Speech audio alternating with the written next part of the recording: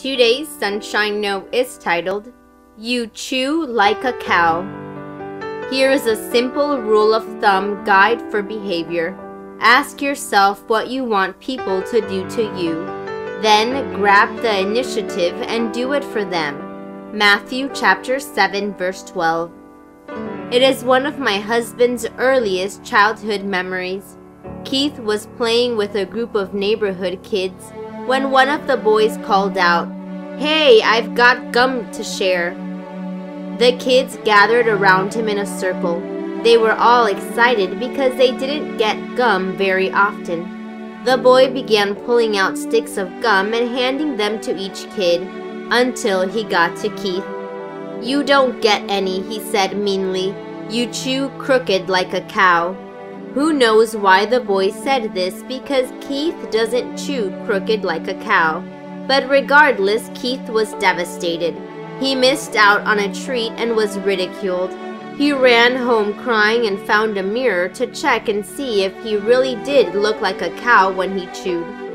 Years later, when Keith was a pastor, he told this story at a school for morning worship. He read to the kids the text that says, "The tongue has the power of life and death." Proverbs 18:21. Keith had a reason for sharing this story that day.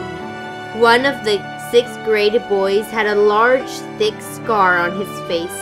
When he was just a toddler, he'd fallen toward a wood stove and his head had wedged between the handle and the front of the hot stove. His mom had raced to free him, but it was too late. One side of his face was severely burned. Some of the kids at that school had been saying cruel things to him about his scar. So Keith thought this story might help them to think. It probably did, but something else wonderful happened too.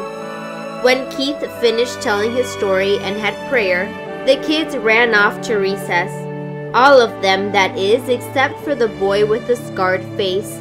What happened next was heartwarming. He walked up to Keith and, without saying a word, handed him a stick of gum. This boy's sensitivity shows the power of turning your own pain into sympathy for someone else who is hurting. Look around your classroom. Is there another kid who's experiencing a hurt that you've gone through?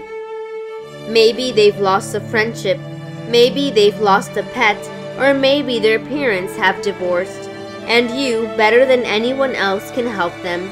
Here's a simple rule of thumb guide for behavior. Ask yourself what you want people to do to you. Then grab the initiative and do it for them. Matthew chapter 7 verse 12. May God bless you today.